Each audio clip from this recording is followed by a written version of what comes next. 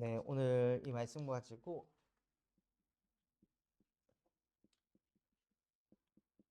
정말로 우리 청년들이 어떤 상황 속에서도 살아있는 그런 청년의 응답을 누리시기 바랍니다. 이 응답을 받기 위해서는요, 진짜 우리 청년들이 타협하지 않는 청년이 되길 바랍니다. 타협하면 쉽습니다. 타협하면 편합니다.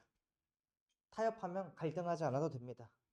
근데 타협한 그 순간 모세와 이스라엘 백성들은 출애굽을 못했을 것입니다.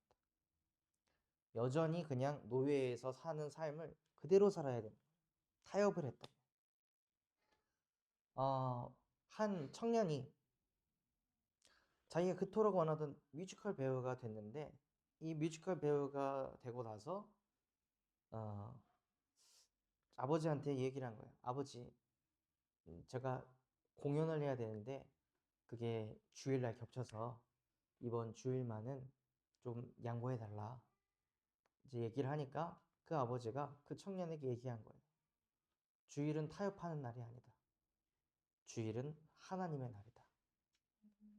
그래서 그 청년이 그 공연을 포기를 했습니다. 그럼 뮤지컬 배우 못 해야 되잖아요. 쟤는 주일 성수해야 되니까 쟤는 못 써. 그럼 막 해야 되잖아요. 근데 10년이 지나도 뮤지컬 배우를 지속하고 있어. 우리는 타협하면은 해야 된다라고 생각하는 그런 일들 속에 만약에 이것을 타협하지 않게 되면 이것이 막히지 않을까? 이런저런 생각들이 오는데요. 실제 정말 우리 청년들이 하나님 앞에서 타협하지 않겠다고 결단을 딱 내리면은 하나님께서 문들을 열어가십니다. 누구처럼요? 모세처럼.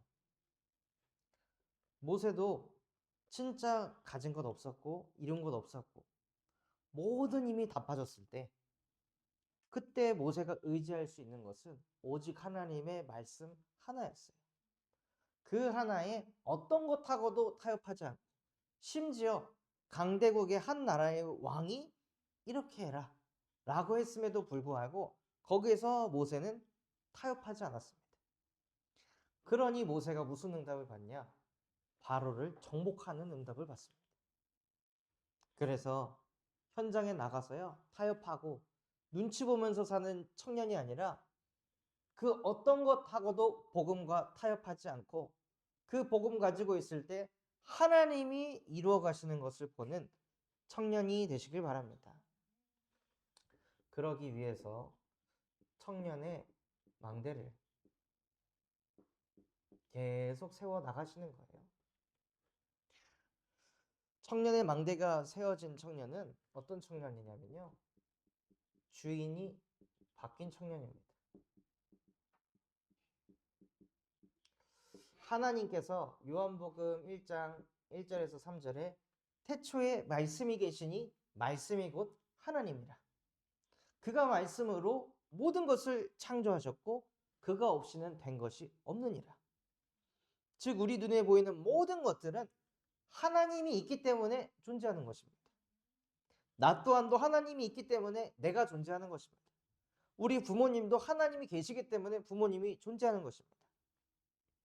어떻게 우연히 그 호모 사피엔스가 발전이 돼가지고 그 사람이 그 구석기 시대의 사람이 갑자기 지능이 커가지고 구석기에서 신석기로 가고 그렇게 해서 문명이 생긴 것이 아니라 하나님께서는 창세기 1장 27절 하나님의 형상대로 사람을 창조하셨습니다.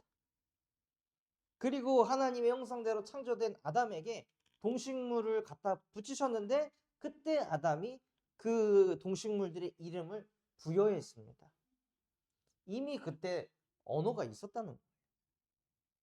그런데 세상에서 가르치는 것은 처음에는 언어도 없었고 문명도 없었고 완전히 그냥 식인종과 같은 그런 뭔가 이 아프리카 원주민과 같은 그런 수준의 사람들이 어느 날 갑자기 지성이 튀어가지고 도시를 만들고 문화를 만들었다고 가르칩니다.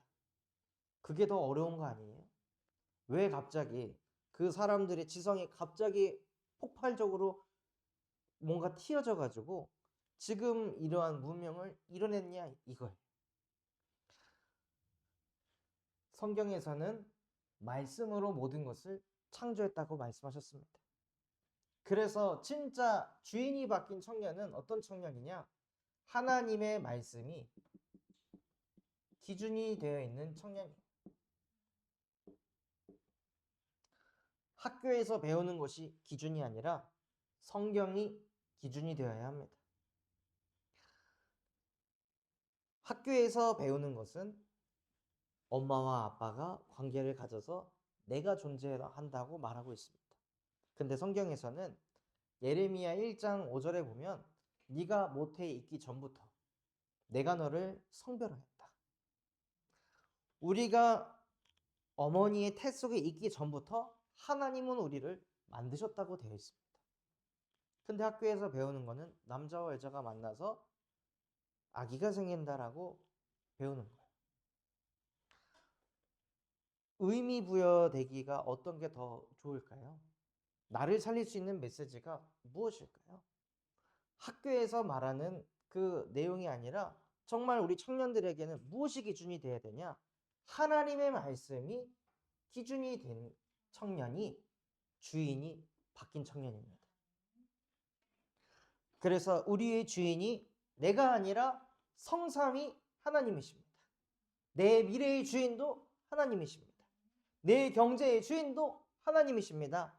그러니 지금 내가 가지고 있는 이 문제에 내가 힘 빠질 이유 없고 내가 여기에 감정 쏟으면서 시달릴 필요가 없습니다. 내 문제 아니니까. 지난주에도 말씀드린 것처럼 정말로 우리가 문제에 주인이 되면요. 나도 모르게 몰입을 하게 돼서 내 감정, 내 시간, 내 모든 것이 거기에 쏟아부어집니다. 눈물 흘릴 일 아닌데 눈물 나게 되고 절망할 일 아닌데 절망하게 됩니다. 내 문제라고 생각합니다. 그래서 진짜 우리의 주인이 자꾸 바뀌어야 되는 거예요. 내 인생의 주인은 나 아닙니다. 내 이성 친구의 주인도 나 아닙니다. 우리 가정, 우리 부모님의 주인도 내가 아닙니다. 하나님이십니다. 하고 맡길 때 평안합니다. 그런데요, 많은 청년들이 원수에게 속는 청년으로 살아가고 있습니다. 원수가 우리를 어떻게 속이냐면요.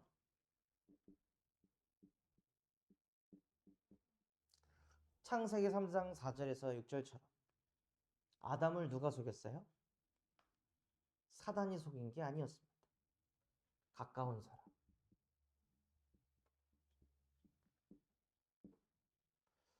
아담하고 가장 가까웠던 하와를 통해서 속였습니다.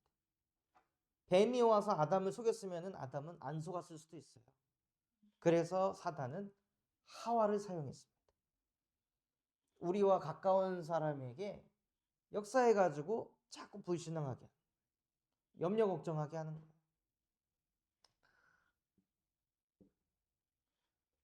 제가 결혼을 하고 신혼을 이렇게 꾸려서 이제 사는데 너무 가난하니까 사모도 이제 10,000원, 20,000원짜리 티셔츠를 사는데 저한테 막 계속 물어봐야 돼요. 나 이거 사도 되냐?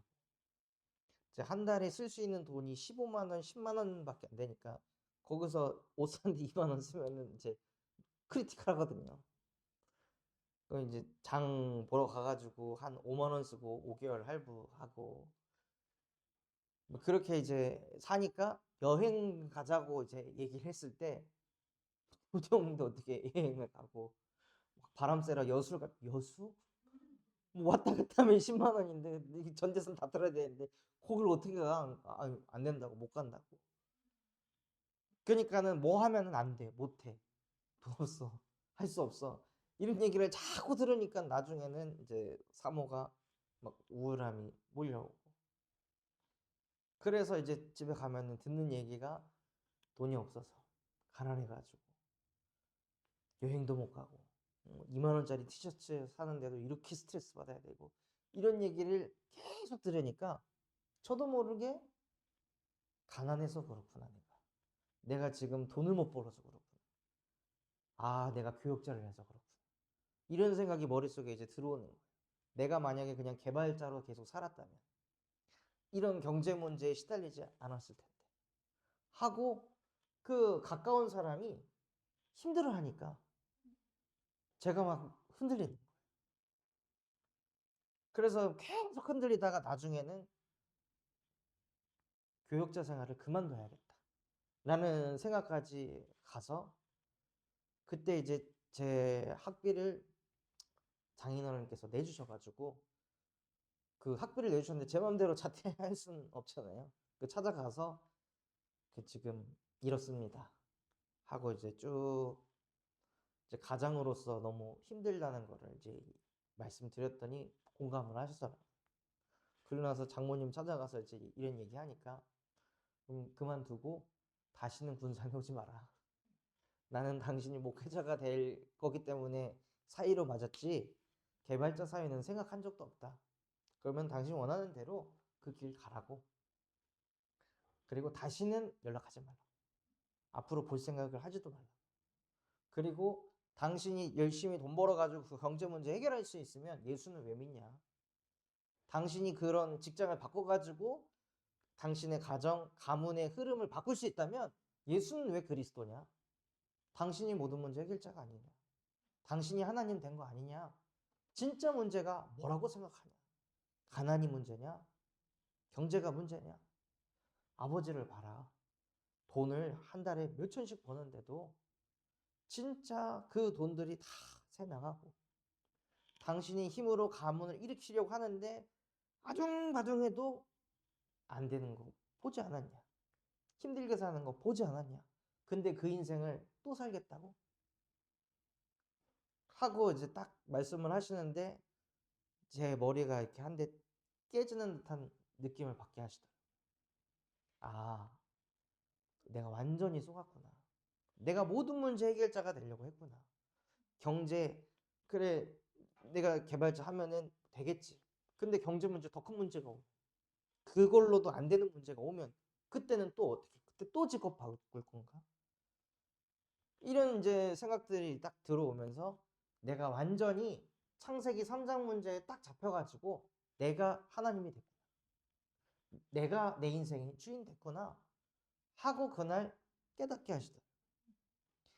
우리도 모르게 눈에 보이지 않는 사단은요, 우리가 어떻게 하면 넘어지는지, 어떻게 하면 시험되는지, 어떻게 하면 절망에 빠지는지 기가 막히게 잘 알아서 그것을 가까운 사람을 가지고 우리를 넘어지게 만듭니다. 그게 부모일 수도 있고, 이성 친구일 수도 있고, 자식일 수도 있고, 배우자일 수도 있습니다. 또는 학교에 내가 그렇게 믿었던 교수님이고 선생님일 수도 있습니다. 이런 사람들에게 흑암이 역사에서요, 우리를 하나님의 형상이 완전히 무너지게 하고 눈에 보이는 문제에 평생 시달리는 존재로 끌고 간다는 거예요. 그래서 하나님께서는 우리 청년들에게 머리가 바뀐 청년이 되도록 만드셨습니다. 진짜 바뀌어야 될 것은 무엇이냐면 현실과 상황이 아니라 내 머리가 바뀌어야 되는 거예요. 어떤 머리로 바뀌어야 하냐? 아, 나는 이렇게 내 주변에 가까운 사람들이 그 힘든 말조차도 소화가 안 되는 그런 존재구나. 내 옆 사람이 힘들다고 하고 괴롭다고 하면 나도 모르게 같이 마음이 철렁하고 무너질 정도로 이렇게 연약하고 부족한 존재구나. 그래서 하나님께서 너는 그리스도가 아니고 예수만 그리스도다. 예수만 이 모든 문제를 끝낼 수 있는 전능하신 하나님이시다. 라고 우리가 고백하기를 원하십니다. 예수가 그리스도라고 고백할 때 너는 베드로라. 이 반석 위에 내가 내 교회를 세웠으니 음부의 권세가 너를 이기지 못할 것이다. 청년들이 꿈을 꾸면서 나아갈 때요, 그 꿈을 가장 방해하는 사람이 누구냐? 나랑 가까운 사람입니다. 내가 소망을 가지고 꿈을 꿀 때 그 옆에다가 재를 뿌리는 사람이 나랑 가까운 사람이니까요. 저도 청년 때 뭐 물론 헛바람이었지만 슈퍼스타 K를 보고 나도 뮤지션이 되고 싶다 해서 통기타 메고 실용음악 학원 가가지고 늘 기타 치고 막 작곡 연습하고 그거 할 때 주변에 모든 친구들이 야 가수 아무나 하냐 정신 차려 야 철 좀 들어라 제발 그러면서 꿈을 꾸게 막더라. 또 다시 공부해서 대학 간다니까 네 나이에 무슨 대학을 다시 가려 그래. 그냥 아무 데나 들어가서 돈부터 벌어 하고 그거를 계속 가로막는 거야. 꿈 좀 꾸려고 하면은 가까운 사람들이 못 꾸게 방해하더라. 다윗 또한도 마찬가지였습니다. 다윗이 골리앗을 넘어뜨리려고 할 때 야, 네가 무슨 골리앗을 넘어뜨려. 너는 진짜 어렸을 때부터 교만했어. 네 주제를 알아야지. 하고 자꾸 그 가까운 사람을 통해서 속인다니까요. 그때마다 나는 달라가 아니라 그래 나도 그래. 나도 꿈꿀 수 없는 그런 연약한 존재야. 근데 내가 믿는 예수는 그리스도시다. 그분이 나와 함께 하시기 때문에 음부의 권세가 나를 이기지 못할 것이다. 그러면서 에베소서 1장 21절에서 24절에요. 그리스도 이름 앞에 만물을 복종하게 하시고 교회의 머리로 세우셨다고 하셨습니다. 즉 그리스도가 교회의 머리시라는 거예요. 우리의 영혼 속에 하나님께서 교회를 세우셨고 그 교회의 머리의 주인이 누구냐? 그리스도라는 것입니다. 그래서 진짜 우리 청년들이 받아야 될 응답이 무엇이냐? 우리의 머리가 바뀌어야 되는 거예요. 더 이상 내 수준, 내 생각, 내 상처로 살지 않게 하시고 그 모든 것에서 나를 해방시키신 그리스도를 믿는 믿음 안에서 살게 하옵소서 하고 고백하시는 청년의 망대를 세우시기 바랍니다. 진짜 살아있는 청년이 되려면요. 문제를 바로 보는 청년이 되어야 됩니다. 청년의 시절에 많은 문제 있습니다. 아, 이과를 졸업하고 나서 나는 이쪽으로 가야 될까? 이 분야가 나에게 맞을까? 이 직업군이 나와 맞을까? 이 사람하고 영원히 살아도 될까? 여러 가지 문제와 고민들이 많이 있습니다. 그런데 진짜 문제는 무엇이냐?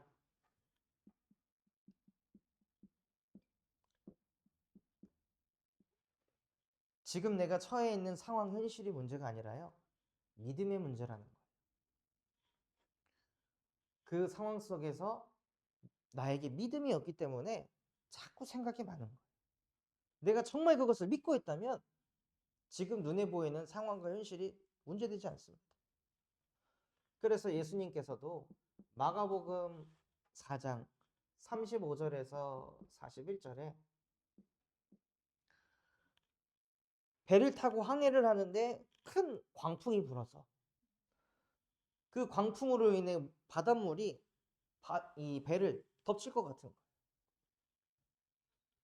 그래서 거기서 막 벌벌 떨고 있을 때 그 속에서 예수께서 제자들에게 이르시되 바다야 잠잠하라 하시고 난 후에 제자들에게 뭐라고 말씀하시냐? 믿음이 작은 자들아 왜 염려하느냐? 그리스도께서 우리와 함께하고 계시는데 왜 우리가 염려 걱정하면서 사냐 이거예요. 하나님께서 우리에게 정확한 말씀 주시고 만약에 말씀 붙잡고 내가 학교 인도받았고 말씀 붙잡고 사람을 만났고 말씀 붙잡고 내가 취업을 했다면 그 말씀 붙잡고 현장을 봐야지 왜 자꾸 왔다 갔다 하는 사람의 마음, 현실 이거 보면서 시달리냐. 진짜 청년들이 문제를 바로 봐야 됩니다. 아, 진짜 문제는 하나님이 나에게 주신 말씀을 믿고 있지 않다는 것이구나. 하나님이 나와 함께 한다는 것을 믿고 있지 않는 게 그게 진짜 문제구나 하고 문제를 바르게 보아야 합니다. 그리고 어떤 문제를 보아야 하냐면요.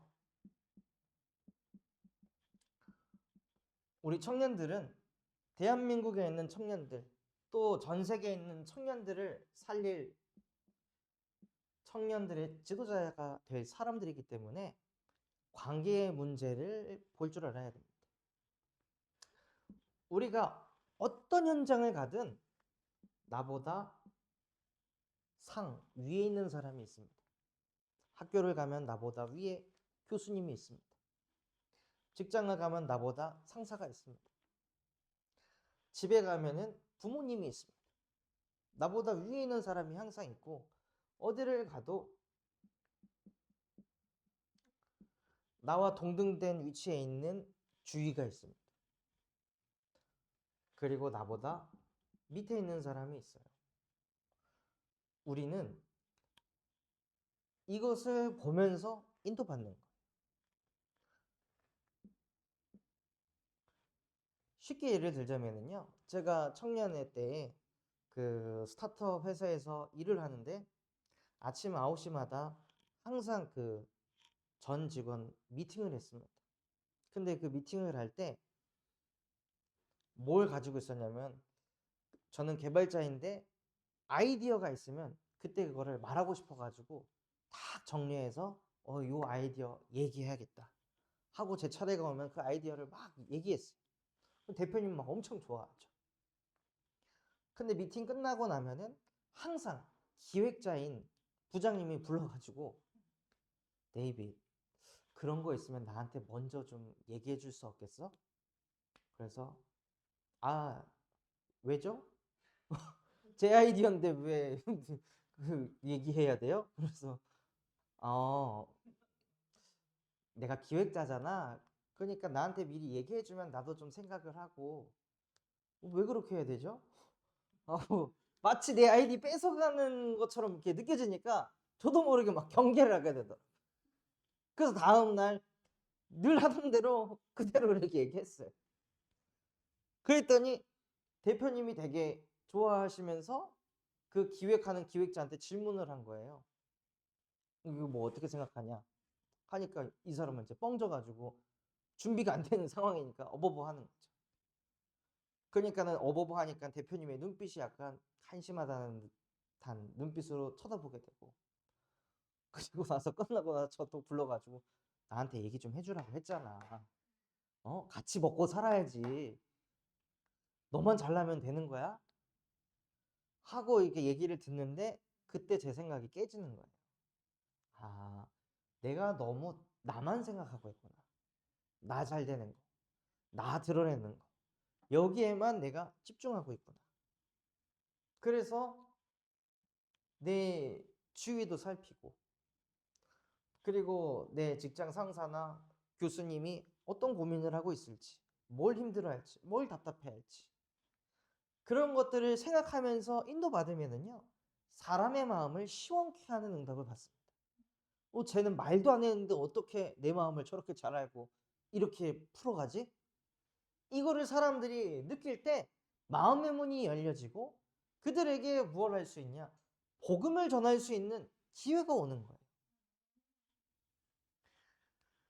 근데 많은 사람들이 이것을 놓치고 살아갑니다.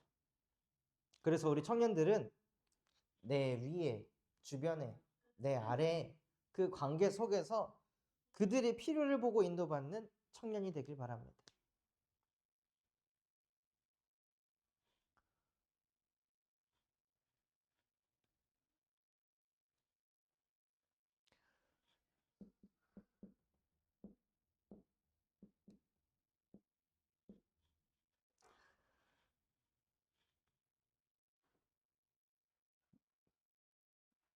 메시지가 끊어진 청년들에게 갑절의 은혜가 임하도록 기도해 주시기 바랍니다. 네.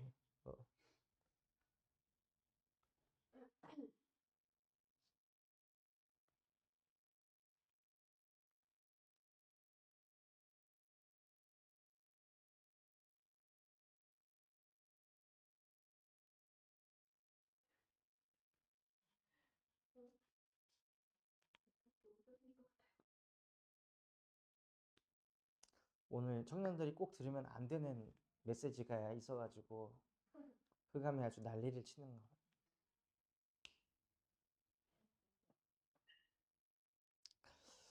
거. 진짜 우리 청년들이 문제를 바로 보는 청년이 돼야 되는데 수많은 청년들은 무슨 문제만 보냐? 지금 코앞에 있는 문제, 지금 나 힘든 그 문제, 이 문제만 쳐다보느라고 미래의 문제를 보지 못하고 가는 청년들이 너무 많습니다. 그래서 다가올 미래를 살리기 위해서는 청년들이 오늘을 살려야 합니다. 내일부터 집중적으로 기도해야겠다. 내일부터는 진짜 말씀 묵상해야겠다가 아니라 그냥 오늘을 살리는 겁니다. 생각나는 그 순간에 그냥 도전하는 겁니다. 잠깐만이라도 그래 내가 정말 묵상하기로 다짐했다면 정시기도 하기로 다짐했다면 지금 정시기도 하자 하고 오늘을 살릴 때 그게 쌓이고 쌓이고 쌓여서 여러분의 미래가 살아나게 되어 있습니다. 그래서 문제를 바로 보는 청년이 돼서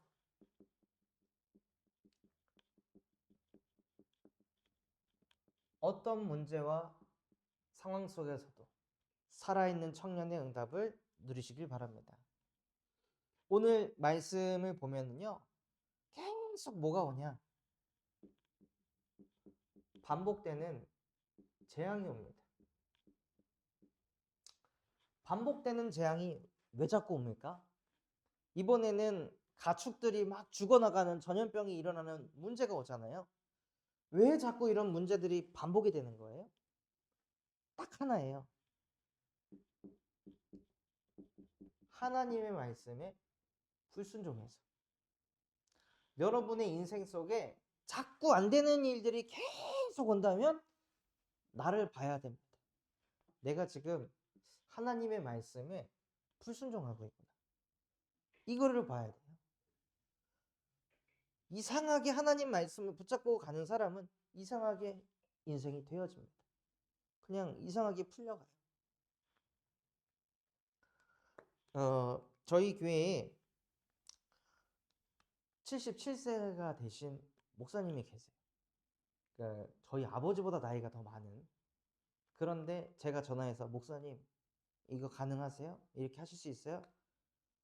네, 알겠습니다. 갑자기 제가 목사님 오늘 수요 예배 메시지 좀 부탁합니다. 알겠습니다. 목사님 오늘 여기 현장 가시죠. 알겠습니다. 저보다 훨씬 연배 있으시잖아요.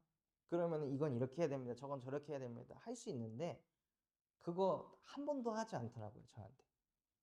근데 진짜 신기하게 하나님이 그분의 인생을 풀어가시는 거예요. 본인이 교도소 오기 전에 누군가에게 보증을 서줘서 2,700만 원의 빚이 생긴 거예요. 출소해보니까. 근데 알고 보니까 원금은 250만 원이고 이자를 붙이고 붙여가지고 이자 때문에 10배가 된 거죠. 그래서 이걸 어떻게 하나. 지금 기초생활수급 대상자이신데 그 빚을 어떻게 갚냐 이거예요. 그래서 그거 두고 그냥 하나님께 기도하고 제가 여기 현장 가시죠. 저기 복음 전하시죠. 그냥 전도하러 돌아다니고 나중에 그 기관을 가서 소통하니까 이건 본인이 진 빚이 아니고 보증을 섰기 때문에 또 교도소에 있었기 때문에 250만 원까지 삭감. 그래서 원금만 갚는 것으로. 그래서 이 원금에서도 또 150만 원으로 또 이렇게 줄게 돼가지고 앞으로 90개월 동안 한 달에 15,000원씩만 내십시오. 이렇게 된 거예요. 근데 만약에 실제 경제 활동이 안 되면 이것조차도 삭감. 아무것도 없는 것으로. 그렇게 하나님께서 문을 이렇게 열어 가시더라고요. 그러니까 하나님 말씀에 순종하니까요. 말도 안 되게 하나님이 문들을 열어 가시는 거예요. 그래서 우리 청년들이 왜 자꾸 내 인생은 꼬이지? 왜 자꾸 안 풀리지? 뭔가 내 안에 하나님 말씀에 불순종하는 게 있구나 라는 거를 캐치하셔서 치유받으시는 은혜를 누리시기 바랍니다. 불순종하니까요, 무슨 재앙이 왔냐? 경제 문제가 오는 거예요.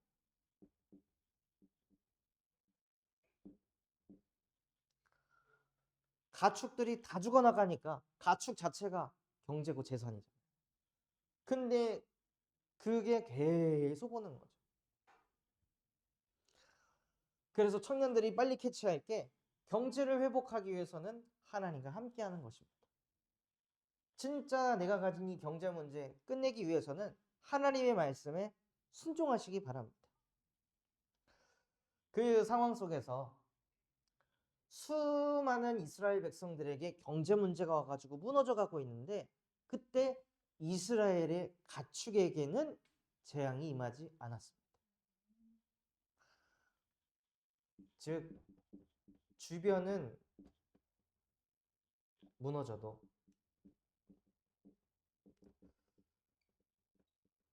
살아있는 응답을 주신다는 거예요. 이스라엘 백성들이 가축 안 죽게 하려고 노력을 했습니까? 뭐 방어막을 쳤습니까? 뭘 했습니까? 아무것도 안 하고 그냥 이스라엘 백성의 가축이라는 이유로 안 죽은 거예요. 즉 하나님의 자녀라는 이유로 죽지 않는 것입니다. 우리 청년들이 복을 받는 이유가 딱 한 가지, 내가 하나님의 자녀라서. 그래서 하나님이 내 주변의 사람들이 아무리 무너지고 쓰러진다 할지라도 하나님은 나를 붙드시고 하나님이 내게 축복 주시고 하나님이 나에게 은혜를 주실 것이다. 그래서 그것을 붙잡아서 어떤 상황 속에서도 살아있는 청년이 되길 바랍니다. 결론으로 오늘 묵상해 볼 내용이요, 왜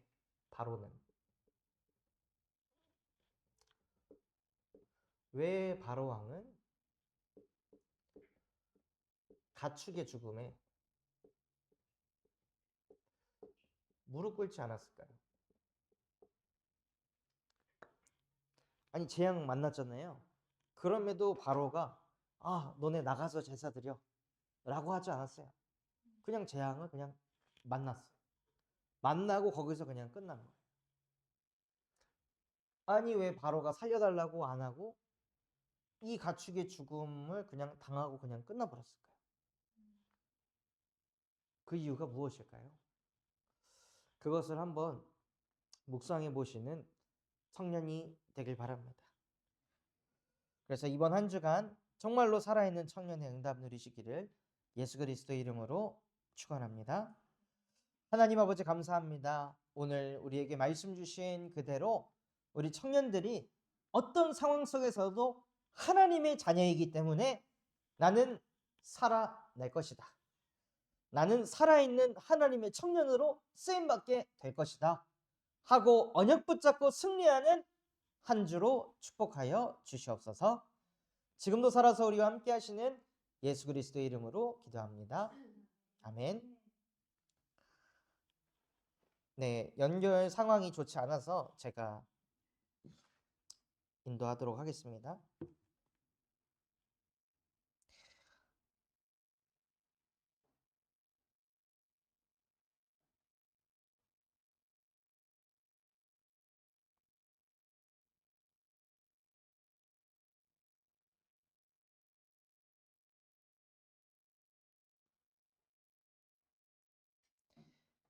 찬송가 268장 찬양하시며 하나님께 봉헌 드리겠습니다. 찬송가 268장입니다.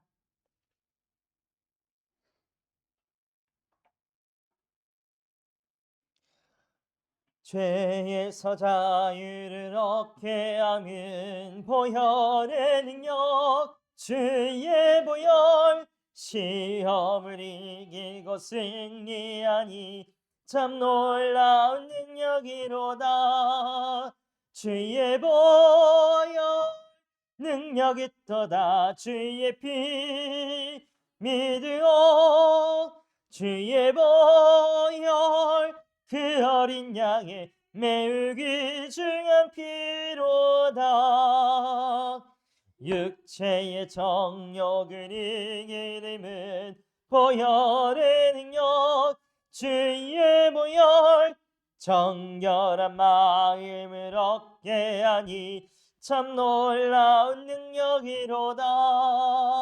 주의 보혈 능력 있도다. 주의 피 믿으오. 주의 보혈 그 어린 양의 매우 귀중한 피로다. 눈보다 더 이게 밝히는 것 보혈의 능력, 주의 보혈 부정한 모든 것 밝히시니 참 놀라운 능력이로다. 주의 보혈 능력 있도다. 주의 피 믿으오. 주의 보혈 그 어린 양의 매우 귀중한 피로다. 그 주의 복음을 전할 제목 보혈의 능력, 주의 보혈 날마다 나에게 찬송 주니 참 놀라운 능력이로다. 주의 보혈 능력 있도다. 주의 피 믿으오. 주의 보혈 그 어린 양의 매우 귀중한 피로다. 하나님 아버지 감사합니다. 지금 이 시간 청년들의 귀한 손길로 하나님께 예물 드렸습니다. 정말로 이 예물이 원수에게 속아 무너져가고 있는 수많은 청년들을 살리는 청년 전도 운동을 일으키는 빛의 경제로 축복하여 주시옵소서. 오늘 우리 청년들에게 말씀 주신 그대로 청년들 안에 주인이 바뀌고 머리가 바뀌는 은혜를 베풀어 주시옵시고, 어떤 상황 속에서도 내가 가진 문제가 하나님을 믿지 못하는 믿음의 문제라는 것이 깨달아져서 믿음이 회복되게 하시고, 관계 속에서 나 혼자 잘 먹고 잘 사고 잘나는 것이 아니라 상하 좌우를 바라보며 그 옆에 있는 모든 영혼들을 살리는 전도자로 지도자들로 우리 청년들을 축복하여 주시옵소서. 그래서 오늘을 살려 미래를 준비하는 청년이 되게 하사 어떤 상황과 현실 속에서도 무너지지 않고 살아있는 살아남는 하나님의 자녀들로 축복하여 주시옵소서. 지금도 살아서 우리와 함께 하시는 예수 그리스도의 이름으로 기도합니다. 아멘. 제가 축도함으로 예배를 바치겠습니다. 이제는 만왕의 왕 되신 예수 그리스도의 그 크신 은혜와 하나님의 극진하신 사랑과 성령님의 내주인도 역사교통 충만케 하심이 어떤 상황과 현실 속에서도 살아있는 청년이 될 우리 모든 청년들 머리머리 위에와 이들의 가정과 학업과 산업 현장 위에, 또 함께하지 못한 우리 모든 청년들 머리머리 위에 이제로부터 영원까지 항상 함께하실지어다. 아멘.